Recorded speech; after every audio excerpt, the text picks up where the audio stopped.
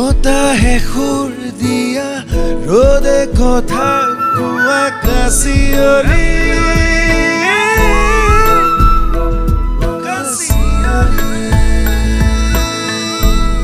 এয়া উত্তৰ পূৰ্বাঞ্চলৰ প্ৰথমটো এপ বেছ ৰেডিঅ' ষ্টেচন ৰেডিঅ' মন যায় অসমৰ আৱেগ। আমাৰ মন বহুবোৰ কথা আচলতে আমাৰ মন যায়, আমাৰ বহুবোৰ কাম কৰিবলৈ মন যায়, বহু কথা পাতিবলৈ মন যায়, ধুনীয়া ধুনীয়া গান শুনিবলৈ মন যায়, কেতিয়াবা নিউজ পৰ্টেলত এনেধৰণৰ বাতৰি চাবলৈও মন যায় য'ত হয়তো আমি কোৱা শুনো যে আঁতৰি দিয়ক ডাঙৰীয়া আহিছে। আজি এনেকুৱা ধৰণৰ কিছুমান কথা পাতিম। আমাৰ সৈতে এজন বিশেষ ব্যক্তি আছে যি এই বিষয়ে আপোনালোকক বহু কথা জনাব আৰু অলপ ধেমালিও কৰিম তেখেতৰ সৈতে। আপোনালোকে আমাৰ অনুষ্ঠান শুনি থাকিব লাগিব আৰু ইউটিউবত আপোনালোকে আমাক অবভিয়াছলি দেখা পাই থাকিব। আমাৰ সৈতে আছে আমাৰ এগৰাকী সমাজ কৰ্মী, অন্ধবিশ্বাস বিৰোধী নেতা তেখেতৰ বিষয়ে ইতিমধ্যে দেশে বিদেশে যথেষ্ট চৰ্চা আছে। আমি এই বিষয়ে অলপ কথা পাতিম তেখেতৰ সৈতে। তেখেত হৈছে দিব্যজ্যোতি শইকীয়া। পিছে দিব্যদাই নিজেই কয় কেতিয়াবা যে আজিকালি কিলোৰ ভাৱত সমাজ কৰ্মী পোৱা যায়। কথাটো কি দিব্যদা? নমস্কাৰ। এই নতুন যি অনুষ্ঠানত মই সকলোকে অভিনন্দন জনাইছোঁ। তোমাকো বহুদিনৰ পিছত পালোঁ। এই পোনছাতে মানে কাৰোবাক টাৰ্গেট কৰি পেলাই এটা প্ৰশ্ন কৰা, মই আপোনাকে টাৰ্গেট কৰিলোঁ। মোকে টাৰ্গেট কৰিছে। মই যিহেতু এগৰাকী সমাজ কৰ্মী আৰু মোক কোনেও কিলোৰ ভাৱত কিনিব নোৱাৰিব, আজিলৈকে পৰা নাই আৰু নোৱাৰিব। কিন্তু মই নিজে কওঁ যে চাওক, হঠাৎ কোনোবাই এটা সৰু কাম কৰিলে বা কেতিয়াবা সৰু কামো ডাঙৰ হৈ যায়, কিন্তু সৰু এটা কাম কৰিলে বা কাৰোবাক এটা ডনেশ্যন দিলে, এখন গামোচা পিন্ধালেই তেওঁ নিজকে সমাজকৰ্মী বুলি ভাবে। কিন্তু সমাজকৰ্মী হ'বলৈ কিমান ত্যাগ লাগিব, কিমান জানিব লাগিব, আনকি পঢ়া শুনাও কৰিব লাগিব। তেনেকুৱা ধৰণৰ এই যিখিনি ডেফনেছ বা এইখিনি যিখিনি মানে জ্ঞান, তাৰমানে সেই বহুতৰ অভাৱ আছে আৰু সেইখিনি জানি বুজি কাম নকৰাৰ মানুহ বহুত আছে। গতিকে ওপৰতে যিসকলে কাম কৰে, নিজকে সমাজকৰ্মী বুলি জাহিৰ কৰে, তেনেকুৱা মানুহক ধৰক কিলো হিচাপততো পায়। মানে মই ক'বলৈ বিচাৰিছোঁ যে বহুত বেছি আছে এভেইলেবল। বুজি পালোঁ। আমি মানে আৰম্ভণি কৰিলে নহ'ব, আৰম্ভণিটোৰ এটা ফলাফল ওলোৱালৈ অন্ততঃ অপেক্ষা কৰিব লাগিব, নে কি কয়? হয় ৰাইট। গতিকে আমি বেছি লোকৰ কথা নাপাতো, আমি মেইন কথাটোলৈ আহোঁ। মেইন কথাটো হৈছে যে আপুনি ইমান দিন কাম কৰিছে, কেৱল আপুনিয়ে নহয়, বহুজনে এই ক্ষেত্ৰত কাম কৰি আহিছে। অন্ধবিশ্বাসৰ বিৰুদ্ধে মাত মাতি আহিছে, ডাইনী হত্যাৰ বিৰুদ্ধে মাত মাতি আহিছে, যুঁজি আহিছে। আৰু তাৰ পাছত হঠাৎ আজি ইমান বছৰৰ পাছত যেতিয়া আপুনি এনেকুৱা এটা বাতৰি দেখা পায় য'ত ডাঙৰীয়া আহিছে আঁতৰি দিয়ক ধৰণৰ খবৰ আহে, মই অবভিয়াছলি সেইসকল ব্যক্তিক দুখ দিয়া নাই, দুখ দিছোঁ আমাৰ সমাজ ব্যৱস্থাটোক। আপুনি কাক দুখ দিব? নাই, গোটেই ছিষ্টেমটো তাৰমানে মোৰ ইনক্লুডিং মি, তাৰমানে মোক নিজকে লৈ পেলাই, যে এতিয়াও আমাৰ মানুহবোৰ শিক্ষিত নহয়। তো বহুত মানুহ আছে, ডিগ্ৰী আছে, ডক্টৰ আছে, ইঞ্জিনিয়াৰ আছে। কোনোবাই বেয়া পালেও কোৰ্টলৈকে যাব পাৰে, তাত মোক কোৰ্টত থিয় কৰাব পাৰে। কিন্তু মই এটা কথাই ক'ম যে শিক্ষিত নহয় মানুহবিলাক কি হ'ল, লিটাৰেট। তাৰমানে আখৰ পঢ়িব জানে, পঢ়া শুনা কৰিব জানে। তাৰপাছত সেই আখৰ পঢ়ি সেই আখৰৰ দ্বাৰা তেওঁলোকে কি কৰে, তেওঁলোকে ইনকাম কৰিব জানে, পইচা ঘটিব জানে, আৰ্থিকভাৱে টনকিয়াল হ'ব জানে। কিন্তু যিটো প্ৰজ্ঞা, সেই প্ৰজ্ঞা যিটো প্ৰাচীন ভাৰতত আছিলে, যিটো জ্ঞান আছিলে, গুণগত জ্ঞান লব্ধ শিক্ষাৰ অভাৱ। গতিকে এই গুণগত জ্ঞান লব্ধ যেতিয়া শিক্ষাৰ অভাৱ হয়, তেতিয়া সমাজত এনেকুৱা ঘটনা ঘটে। সেইকাৰণে মই পুনৰবাৰ কওঁ যে people are not educated, people are now literate. এই লিটাৰেট মানুহখিনিৰ কাৰণে, যে আখৰ চিনি পোৱা মানুহখিনিৰ কাৰণে এনেধৰণৰ ঘটনাবিলাক এতিয়াও হৈ আছে। একদম সঁচা কথা এইটো। পিছে আপুনি মোক আৰু এটা কথা কওক, এখন আইনৰ ড্ৰাফটিঙৰ লগত আপুনি জড়িত আছিল, মোৰ যিমানটো মনত পৰে, অন্ধবিশ্বাস বিৰোধী আইন। সেই আইনখনৰ আওতাত এনেকুৱা ধৰণৰ বিষয়বোৰ আহে নে নাহে? ডেফিনেটলি আহে, কিন্তু এক্সিকিউশ্যন মানে প্ৰশাসনিকভাৱে যি ধৰণে এক্সিকিউট কৰিব লাগে, সেই ধৰণে এক্সিকিউট কৰা হোৱা নাই। নট অনলি দ্য ড্ৰাফটিঙত মই কিছুমান কথা কৈছিলোঁ, য'ত নেকি মই কৈছিলোঁ যে যদি এনেকুৱা আইন অমান্য কৰে বা আৰক্ষীয়ে যদি কাম নকৰে তেতিয়াহ'লে সেই আৰক্ষীৰ ওপৰত কঠোৰ ব্যৱস্থা গ্ৰহণ কৰিব লাগে কিন্তু এতিয়ালৈকে সেইটো মই দেখা পোৱা নাই আৰু যিবিলাক অফিচাৰ আপোনাৰ ডেপুটি কমিশ্যনাৰে হওক আজিকালি কমিশ্যনাৰ বুলি কয় কিন্তু মানে এই তেনেকুৱা যিসকল ব্যক্তি প্ৰশাসনিক ব্যক্তি থাকে তেওঁলোকে যেতিয়া এনেকুৱা ধৰণৰ ঘটনা দেখি নিজে একো কাৰবাই নকৰে কাম নকৰে তেতিয়ালৈকে তেওঁলোকৰ ওপৰতো ব্যৱস্থা ল'ব পাৰে ইয়াৰ প্ৰাৱধান এইখন আইনত আছে the Assam wish hunting PPP act 2015 এটা ব্লেক মেজিকৰো এখন মানে আমাৰ পেন ইণ্ডিয়াততো আছেই তো সুকীয়াকৈ ইয়াত কৰা হৈছে সেইখনৰ ইমপ্লিমেণ্ট এতিয়ালৈকে হোৱা নাই এতিয়া কথাটো হ'ল যে কেৱল ড্ৰাফটিং নহয় যে মই সংগ্ৰামখন আগুৱাই লৈ গৈছিলোঁ 2007-08 চনৰ পৰা যে কেনেকৈ এই যে অন্ধবিশ্বাস বা ডাইনী কাণ্ড ৰোধ কৰিবৰ কাৰণে কি কেনেধৰণে কৰিব পাৰে তাৰ কাৰণে বহু আন্দোলন হৈছিল তেতিয়াৰ মুখ্যমন্ত্ৰী আছিল মাননীয় তৰুণ গগৈদেৱ ডাঙৰীয়া তেওঁ বহুবাৰ মোক আলোচনালৈ মাতি লৈ গৈছিল মই নিজে আন্দোলন কৰিছিলোঁ আৰু মিডিয়াত ৰেণ্ডমলি এইটো প্ৰচাৰ হৈ আছিলে আৰু প্ৰায় 9-10 বছৰৰ পিছত 18 চনৰ এই আইনখন ইমপ্লিমেণ্ট হয় মাননীয় আমাৰ মহামহিম তেতিয়াৰ ৰাষ্ট্ৰপতি ৰামনাথ কোবিন্দ ডাঙৰীয়াই হস্তাক্ষৰ কৰে তাৰ পাছতে এইখিনি কাম হয় আচ্ছা আপুনি এটা কথা কওক আস্থা আৰু অন্ধবিশ্বাসৰ মাজত এটা মানে এটা কি বুলি কয় সৰু এটা পাৰ্থক্য আছে আৰু সেই পাৰ্থক্যটোক আঁতৰ কৰি এই দুটা বস্তুৰ ক্ষেত্ৰত মানে এটা যিটো ব্যৱধান সেইটোক নিৰ্দিষ্ট কৰিবলৈ আপুনি কেতিয়াবা সমস্যাৰ সন্মুখীন হৈছে নাই কেতিয়াবা কাৰোবাৰ পৰা গালি খাইছেনে নাই নাই গালি মই খোৱা নাই গালি আপোনাক মই দেখিলেতো ভয় কৰি পলাই চাগে মানে ভূত দেখা দেখি। যিবিলাকে তাৰমানে নাজানে নুবুজে ওপৰতে থাকে তেওঁলোক ডেফিনেটলি পলাব কিন্তু মই গালি নাই খোৱা মই প্ৰশ্নৰ সন্মুখীন হৈছোঁ মই কেৱল অসমত কাম নকৰোঁ মই মহাৰাষ্ট্ৰত কাম কৰোঁ মধ্যপ্ৰদেশত কাম কৰোঁ ছত্তীশগড়ত কাম কৰোঁ আৰু মই তুমি জানা এইটো কি কয় মই যেনেকৈ অসমৰ DSP কেটেগৰী লেভেলত মই মাজে মাজে ক্লাছ লওঁ এনেকুৱা ধৰণৰ আৰু এই তেনেকৈ যিবিলাক বেলেগ ষ্টেটৰ আমাৰ যেনেকৈ ACS আছে তেনেকুৱা বেলেগত কি কয় পাহৰি গৈছোঁ MPCS নে এনেকৈ বুলি কয় মহাৰাষ্ট্ৰ ছাইডত তেনেকুৱা ষ্টুডেণ্টবিলাকে সাংঘাতিক চোকা সিহঁতি তাৰমানে তাৰ পৰা মোৰ বহুত ষ্টুডেণ্ট IAS IPS গতিকে তেওঁলোকে মোক মানে প্ৰশ্ন কৰে যে ঈশ্বৰ বিশ্বাসটো এটা অন্ধবিশ্বাস আপুনি ঈশ্বৰক বিশ্বাস কৰে নকৰে তেওঁলোকৰ বহুত কোৱালিটি প্ৰশ্ন থাকে তেনেকুৱা প্ৰশ্নৰ সন্মুখীন মানে এই প্ৰশ্নটোৰ উত্তৰহে বিচাৰিছোঁ মই আপোনাৰ পৰা আচলতে উত্তৰটো কি বিচাৰিছা মানে মই বিচাৰিছোঁ যে মানে আস্থা আৰু অন্ধবিশ্বাসৰ মাজত পাৰ্থক্যটো আপুনি কেনেকৈ নিৰ্ণয় কৰে চোৱা মই ব্যক্তিগতভাৱে বহুত বিষয়কে মই মানে অন্ধবিশ্বাস বুলি ভাবোঁ কিন্তু কোনোবাই যদি আস্থাত লৈ পেলাই তাত কাম কৰিছে য'ত আনৰ কোনো বেয়া হোৱা নাই অপকাৰ হোৱা নাই যদি কৰিছে তেতিয়াহ'লে মই কৰিবলৈ দিওঁ এটা কথা মই মুকলিকে কওঁ বা যে মোৰ দৰে ব্যক্তি যেনেকৈ আমি মানে মই মানে মোৰ বিষয়ত মানে মই প্ৰায় বুলি ক'ম প্ৰায় মই নাস্তিক কিন্তু আমাৰ যিসকল নাস্তিক আছে যে তেনেধৰণৰ কোৱালিটি পিপল কিন্তু অন দিছ আৰ্থ এইখন পৃথিৱীত কিন্তু বহুত কম যিসকল নাস্তিক ব্যক্তি তেওঁলোক ইমান চিম্পল ইমান ভাল অন্তৰ ইমান ভাল কাম কৰে নিচা গ্ৰহণ নকৰে চিম্পল সাজপাৰ পিন্ধে কিন্তু তেওঁলোকৰ তুলনাত কিন্তু মই অকণমান মই তেনেকুৱা নহয় মানে তেওঁলোকৰ দৰে মই নহয় মই 100% যিহেতু নাস্তিক হ'ব পৰা নাই হোৱা নাই সেইকাৰণে হয়তো নহয় কিন্তু মই বিচাৰোঁ ভগৱান বা ঈশ্বৰক মানুহে বিশ্বাস কৰক কাৰণ আমাৰ দৰে যিসকল ব্যক্তি আমি জানি বুজি কেতিয়াও বা অজানিতে বেলেগৰ অন্যায় আমি নকৰোঁ কিন্তু বাকী যিসকলে ভগৱানক বিশ্বাস কৰে দেৱ দেৱীক পূজা অৰ্চনা কৰে তেওঁলোকে কেৱল ভগৱানক ভয় কৰিহে বা ভয় কৰাৰ কাৰণেহে বেয়া কামবিলাক নকৰে আৰু বেয়া কাম কৰিবলৈ যাওঁতেও ভগৱানক প্ৰাৰ্থনা কৰি যায় গতিকে এই যে মানুহখিনিক নিয়ন্ত্ৰণ কৰিবৰ কাৰণে আস্থাৰ প্ৰয়োজন আছে সেই মানুহখিনিক নহ'লে এতিয়ালৈকে আমি মানে আমাৰ দৰে ব্যক্তিয়ে বিজ্ঞানসন্মতভাৱে সামাজিকভাৱে নিয়ন্ত্ৰণ কৰিবলৈ কিছু কঠোৰ হৈছে আইন লাগিব সেইটো এটা সুকীয়া বস্তু কিন্তু নিজে নিজে তেওঁলোকে ভগৱানক যেতিয়া ভয় কৰি কিছুমান কাম নকৰে বা কমকৈ কৰে তেতিয়াহ'লে এনেকুৱা ধৰণৰ মানে আস্থাৰ প্ৰয়োজন আছে আস্থাৰ প্ৰয়োজন সেই ক্ষেত্ৰত আছে। মই নিজে আস্থাত থাকোঁ নে নাথাকোঁ এটা মানে এটা বিষয় সুকীয়া। এইকাৰণে সুকীয়া যে আমি যিহেতু সমাজত এটা এনেধৰণৰ কাম কৰি আছোঁ, তাত কেতিয়াবা কিছুমান বস্তু আমি দেখুৱাব লগা হয়, শ্ব' কৰিব লগা হয়। কিন্তু গোটেই বিষয়বোৰ জানো, নিজে অনুভৱ কৰোঁ। মই সাংঘাতিক প্ৰকৃতিৰ ওপৰত বিশ্বাসী।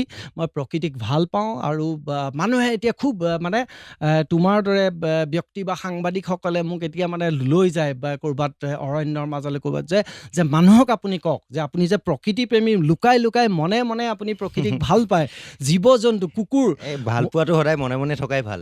তো মই প্ৰকাশ কৰিব নিবিচাৰোঁ, কিন্তু তেওঁলোকে প্ৰকাশ কৰাটো বিচাৰে। এইকাৰণে বিচাৰে যে বাকী মানুহবিলাকে এতিয়া ধৰক হলৌ বান্দৰৰ ক্ষেত্ৰত মই তলে তলে মনে মনে কাম কৰি থাকোঁ। মই ভাল পাওঁ জীৱ-জন্তুক, গছ লতাক ভাল পাওঁ। গছক ভাল পাওঁ কাৰণে মই গুৱাহাটীৰ পৰা 400 কিলোমিটাৰ 350 কিলোমিটাৰত গৈ বহু বিঘা মাটি ৰেডি কৰি মই তাত খেতি বাতি আৰম্ভ কৰি দিছোঁ। গতিকে এই প্ৰকৃতি সংৰক্ষণ, এতিয়া কাজিৰঙাৰ যিমান সাংবাদিক আছে সকলোৱে কয় আপুনি যে কিয় নাহে, তাৰমানে বানপানী সময়ত আহক, আপুনি মনে মনে ভাল পায়, মই জানো, আমি আহক, ফেচ কৰক, আপুনি মানে কওক মানুহক কথাবিলাক।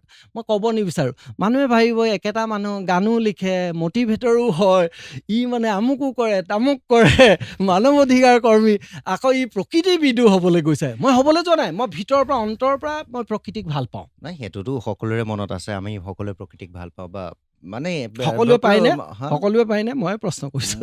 নাপায়? পাব। নাই, মই ভেৰি ষ্ট্ৰেইট কাট মানে মানুহ। মই চিধা কথা কওঁ। মই চিধা কথা কওঁ। প্ৰকৃতিকটো সকলোৱে ভাল পায়। যদি কোনোবাই প্ৰকৃতি নষ্ট কৰিছে, তেতিয়াহ'লে তেওঁ প্ৰকৃতিতকৈ নিজক বেছি ভাল পায়, কিন্তু প্ৰকৃতিক বেয়া পাব নোৱাৰে। সেইটোতো পচিবল নহয় মোৰ মতে। আৰু যদি কোনোবাই বেয়া পায় তেতিয়াহ'লে ঠিক আছে, আমি এইটো বিতৰ্কলৈ নাযাওঁ। এই বিতৰ্কলৈ এতিয়া নাযাওঁ বাৰু। হয়, দিব্যদা, মই কি সুধিম বুলি ভাবিছিলোঁ পাহৰিয়ে থাকিলোঁ। ৰ'ব, মনত ৰাখা। সেই মনত ৰখা মানে ৰ'ব, ব্ৰাহ্মী শাক বহুত দিন খোৱা নাই। আচ্ছা, মই এইটো কথা সুধিবলৈ বিচাৰিছিলোঁ যে যেতিয়া আপুনি এই ধৰক ক'ৰবাত ডাইনীৰ দৰে ঘটনা এটা দেখা পাইছে, ক'ৰবাত কিবা এটা এনেকুৱা অন্ধবিশ্বাসৰ কিবা এটা ঘটনা দেখা পাইছে, বা কোনোবাই আপোনাৰ কাষত আহি চিঞৰি দিছে আঁতৰি দিয়ক ডাঙৰীয়া আহিছে, এতিয়া এইবিলাক ক্ষেত্ৰত এটা বস্তু খুব ইম্পৰ্টেণ্ট হয় আমাৰ অসমতে বা আমাৰ সম্পূৰ্ণ ভাৰততে, ইভেন পৃথিৱীতে, চাইক'লজিকেল আৰু মানে আমাৰ যিটো চাইকিয়াট্ৰিক ডিজৰ্ডাৰ্ছ, এইবিলাকৰ বিষয়ে এৱেৰনেছ এটাৰ প্ৰয়োজন হয়। আৰু এইটো ক্ষেত্ৰত আমাৰ মানুহ কিমান সজাগ হৈছে? একেবাৰে নাই হোৱা চাগে, 10% মান। নাই, আগৰ তুলনাত চোৱা, দুটা কথা। অন্ধবিশ্বাসটো বৃদ্ধি হৈছে, কিন্তু অন্ধবিশ্বাসৰ নামত যিবিলাক ক্ৰাইম, সেই ক্ৰাইমটো নিয়ন্ত্ৰণ হৈছে, কম হৈছে। কিয় কম হৈছে? এতিয়া ক্ৰেডিটটো মই নিজেই ল'ব লাগিব। ধৰা যে মোৰ দৰে কিছুমান ব্যক্তিয়ে ধৰক আমি যিবিলাক এৰিয়াত কেম্পেইনিং কৰিছোঁ, মই মানে সমগ্ৰ ভাৰতবৰ্ষৰ কথা কৈছোঁ দেই, মই পকেটবিলাক মনত ৰাখোঁ। সেই পকেটত পটকৈ এটা ক্ৰাইম হোৱা নাই অন্ধবিশ্বাসক লৈ। অন্ধবিশ্বাসটো এতিয়া তাৰমানে কিছুমান কথা ক'লে চৰকাৰ বা কোনোবা পাৰ্টিলৈ বিশেষলৈ যাব, মই সেইবিলাক যাব বিচৰা নাই। আৰু এনেকুৱা ধৰণৰ কিছুমান কথা আছে যাৰ কাৰণে অন্ধবিশ্বাস এতিয়াও আছে, যে মানে ইনডাইৰেক্টলি প্ৰমোট কৰা হৈছে অন্ধবিশ্বাসটো প্ৰকাৰে। সেইকাৰণে অন্ধবিশ্বাস আছে।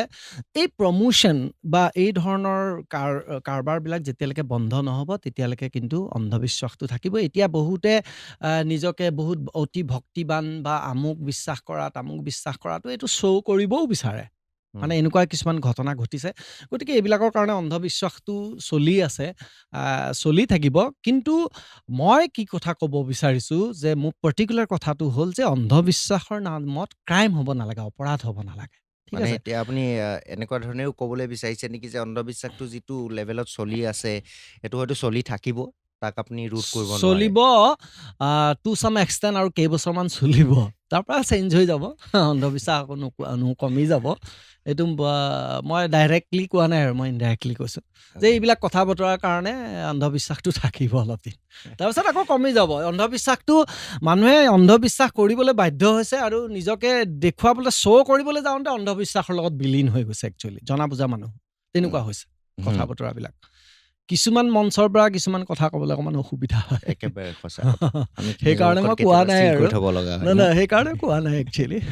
আচ্ছা, আপুনি কেইদিনমানৰ পৰা কেইদিনমানৰ পৰা নহয় বহু বছৰৰ পৰা সৰ্পদংশনক লৈ এটা কাম কৰি আহিছে আচলতে স্নেক বাইটক লৈও আমাৰ ইয়াত বহুত এনেকুৱা ধৰণৰ ছুপাৰষ্টিশ্যন আছে মই নিজে দেখা পাইছোঁ ইভেন 4-5 দিনলৈকে ডেড বডি ৰাখি থৈ দিয়ে পাছত নৈত উটুৱাই দিয়ে মানে বিভিন্ন ধৰণৰ তেনেকুৱা আহ, মই কথাটো কওঁ হেৰি আছে যে অন্ধবিশ্বাস বুলি ক'লে অকল মানে এই যে ডাইনী বা এইটো ৰিলেটেড এইখিনি কথা নহয় উম, সৰ্পদংশনৰ সময়ত যিখিনি ঘটনা ঘটে বা সাপক লৈ যিখিনি মানুহে ভাবে উম, সেই গোটেই বস্তুটো অন্ধবিশ্বাসৰ ভিতৰত পৰে যে মানে সাপ দেখিলে আক্ৰমণ কৰিব লাগে সাপে আক্ৰমণ কৰিব বুলি ভাবে সেইটো এটা অন্ধবিশ্বাস আৰু দ্বিতীয়তে ডাঙৰ অন্ধবিশ্বাসটো হৈছে যে সৰ্পই দংশন কৰাৰ পিছত ধৰা ৰছীয়ে বান্ধিব কি ধৰণে বান্ধিব বা তেওঁক ডক্তৰৰ ওচৰলৈ চিকিৎসকৰ ওচৰলৈ নিয়াৰ নিনি সলনি তেওঁক মানে তান্ত্ৰিক বেজালি কাষলৈ লৈ যায় আৰু অৱশেষত তেওঁক ভুৰ এখন বনাই পেলাই উটুৱাই দিয়া হয় কিন্তু আজিলৈকে ভুৰৰ পৰা কোনোবা উঠি অহা মানুহ পোৱা হৈছেনে বাৰু নাই পোৱা নিশ্চয় নাই পোৱা আৰু এইটো মানে চোৱা মই এজন মানৱ অধিকাৰ কৰ্মী ইয়াত অন্ধবিশ্বাসৰ লগতে মানৱ অধিকাৰ উলংঘনৰ ঘটনা ইয়াত জড়িত হৈ আছে কেনেকৈ জড়িত হৈ আছে যে ৰাজ্য চৰকাৰ বা কেন্দ্ৰীয় চৰকাৰ বা এখন যিকোনো ৰাষ্ট্ৰৰ চৰকাৰৰ দায়িত্ব আৰু কৰ্তব্য হৈছে যে মানুহৰ জীয়াই থকাটো এটা মৌলিক অধিকাৰ গতিকে মৌলিক অধিকাৰটো ইয়াত খৰ্ব কেনেকৈ হৈছে যে এজন মানুহে অন্ধবিশ্বাসৰ কবলত পৰি বেজৰ ওচৰলৈ যাওঁতে তেওঁৰ মৃত্যুবৰণ হৈছে বা মৃত্যুবৰণ হয় যে সেই মানুহক আমি কলৈ নিব লাগিব হস্পিটেললৈ নিব লাগিব এতিয়া আকৌ মানৱ অধিকাৰটো ক'ত উলংঘন হৈছে যে সেই চৰকাৰসমূহে বা এই চৰকাৰসমূহে যে হস্পিটেলসমূহত এই কেইদিনত হৈছে এবছৰৰ ভিতৰত অলপমান হৈছে মোৰ তাৰিখ পৰ্যন্ত মনত আছে ক'ত কেনেকৈ কি কৰা হ'ল যে হস্পিটেলসমূহত চৰকাৰী হস্পিটেলসমূহত সৰ্পদংশনৰ চিকিৎসাৰ সুব্যৱস্থা নাই মই ব্যৱস্থা নাই বুলি নাই কোৱা মই কি কৈছোঁ সুব্যৱস্থা নাই আৰু চিকিৎসকৰ অভাৱ ইভেন মেডিকেল কলেজৰ প্ৰিন্সিপাল মই বহুত ডাঙৰ কথা কৈ আছোঁ প্ৰিন্সিপালে নাজানে মোক সুধিছে মই যেতিয়া ক'লোঁ যে আপোনাৰ ডক্টৰবিলাকে ট্ৰেইনিং লৈছে নে এক্সট্ৰা ট্ৰেইনিং শইকীয়া কি ট্ৰেইনিং ল'ব লাগে নে বোলে য়েছ তেওঁলোকে সৰু কিছুমান কথা জানিব লাগিব যে এজন সৰ্পদংশনৰ ৰোগীক কেনেধৰণে চিকিৎসা কৰিব আৰু বিশেষকৈ যে এই লোকসকলৰ মৃত্যু হয় কেতিয়াবা ৰোগীসকলৰ মৃত্যু হয় কি কাৰণে হয় জানা এইটো হ'ল হাৰ্ট এটেক হৈ পেলাই মানে ভয়ৰ কাৰণে মৃত্যু হয় যদিও মানে বিষধৰ সাপ নহয় বিষাক্ত সাপ নহয় তেতিয়াও কিন্তু মৃত্যু হ'ব পাৰে গতিকে এতিয়া কথাটো আকৌ আমি যদি মানৱ অধিকাৰ উলংঘনৰ ঘটনালৈ যাওঁ যে আমাৰ হাৰ্ট স্পেচিয়েলিষ্ট বা হাৰ্ট এক্সপাৰ্টৰ আমাৰ মানে হস্পিটেলবিলাকত প্ৰয়োজন আছে সেইটো এটা এই যে ব্যাপক এই কথাটো মই আজি বহুদিন ধৰি কেম্পেইনিং কৰি আছোঁ মই বিভিন্ন হস্পিটেলত গৈছোঁ আৰু যোৱাৰ পাছত খুব ভাল খবৰ মই তাৰিখ পৰ্যন্ত মই যোৱা বছৰ 8 ছেপ্টেম্বৰত মই গহপুৰৰ কনকলতা অসামৰিক চিকিৎসালয়লৈ গৈছিলোঁ তাৰপাছত 9 তাৰিখে মিডিয়াত চবতে ওলালে 10 নে 11 তাৰিখে গভৰ্ণমেণ্টে অৰ্ডাৰ কৰিলে 13-14 তাৰিখ নে 12 তাৰিখে তাত 6জন ডক্টৰে জইন কৰিলে তাৰপিছত এতিয়া তাত চিকিৎসা হয় এতিয়া কথাটো তেনেকুৱা বহুত ধৰণৰ আছে এনেকুৱা কথা এটাও আছে যে অসমতে নহয় আমাৰ ভাৰতত ডক্টৰ পেচেণ্ট ৰেচিঅ'টো বহুত মানে গম পাইছে মানে বহুত চিন্তা কৰিবলগীয়া চিন্তনীয় এতিয়া ডক্টৰ পেচেণ্ট ৰেচিঅ' বঢ়াবলৈ চেষ্টা কৰা হৈছে নতুন মেডিকেল কলেজেছ আহিছে গতিকে সেইটো এটা সমস্যা আছে এটা সমস্যা নথকা নহয় কিন্তু এই যিটো ভয়ৰ কথা ক'লে এই ভয়টোৱে আচলতে সৰ্পদংশনৰ লগত ছুপাৰষ্টিশ্যনটোকো অগ্ৰাধিকাৰ দিয়ে কিন্তু দিছে কাৰণ ইভেন এনেকুৱাও হয় যে আমি বিষ থকা সাপ চিনি নাপাওঁ ধুন্দুলি ফেটি সাপে খুটিলে মানুহ বচাই দিছে বাপৰে বাপ কি কথা এনেকে আমি ভাবোঁ কিন্তু মই নিজেও বহুত পাছত গম পাইছোঁ যে ধুন্দুলি ফেটি সাপটো বিষধৰ নহয় এতিয়া সৰ্পদংশনক লৈ কেৱল চিকিৎসা ব্যৱস্থাটো এক্টিভ কৰি ৰখাই জৰুৰী নে তাক লৈ সজাগতা অনাটো জৰুৰী দুইটাই জৰুৰী চিকিৎসা ব্যৱস্থাটোত মানে সেই ডক্তৰ আৰু নাৰ্ছৰ গোটেই টিমটো মানে হেৰি কৰিব লাগে এইটো কি কয় মানে তেওঁলোকক ট্ৰেইন আপ কৰাব লাগিব কেনেধৰণে কাম কৰিব সাহস লাগিব দেই চিকিৎসকজনৰ তাৰ পৰা এইটো কি কয় এই আমাৰ এজন ইয়াতে ডক্তৰ আছে অসমত এই শিৱসাগৰ জিলাত সুৰজিৎ গিৰি তেওঁ ভাল ধৰণে কাম কৰি আছে মই মানে তেওঁক এই চেগতে ধন্যবাদ কৃতজ্ঞতা তেখেতে জনাইছোঁ। সাধাৰণ মানুহক মানে এই বিষয়ে জ্ঞান দিবলৈ যথেষ্ট চেষ্টা কৰিছে। চেষ্টা কৰিছে, আমি কাম কৰি আছোঁ একেলগে। গতিকে এনেকুৱা ধৰণৰ মানে দুইটাই অগ্ৰাধিকাৰ দিব লাগিব, মানে এৱাৰনেছটো কৰিব লাগিব, সজাগতাটোও কৰিব লাগিব আৰু চিকিৎসাৰ সুব্যৱস্থাও কৰিব লাগিব।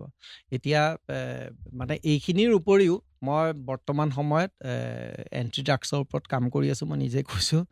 আৰু মই অলপ চলপ খেতি বাতিৰ লগতো জড়িত হৈ আছোঁ, যে নতুন প্ৰজন্মক এই দুটা দিশত মানে ড্ৰাগছৰ পৰা মুক্ত কৰি কৃষি কৰ্মকে আদি কৰি অসমখনক আগুৱাই লৈ যাবৰ কাৰণে কিছুমান কামৰ প্ৰয়োজন হৈছে। সেই কথাখিনি আছে। একদম এইটো খুব জৰুৰী কথা। মানে বিশেষকৈ ড্ৰাগছৰ প্ৰভাৱটোতো আমি দেখা পাইছোঁ আজিকালি সকলোতে। হয়। এইবিলাক বিষয়ে আমি পাছত কেতিয়াবা কথা পাতিম। বহুত বহুত ধন্যবাদ দিব্যজ্যোতি দা, আপুনি আহিলে। আৰু তাতকৈ বেছি ডাঙৰ ধন্যবাদটো হ'ল যে আপুনি এনেকুৱা ধৰণৰ ছেক্টৰত কাম কৰি আছে। বহুত কমেই আপুনি মিডিয়ালৈ আহে বাৰু, মোক বহুত কথা কয় লগ পালে। বহুত বহুত ধন্যবাদ অহাৰ কাৰণে, আমাক সময় দিয়াৰ বাবে আৰু এই ক্ষেত্ৰত কাম কৰি থকাৰ বাবে। নমস্কাৰ।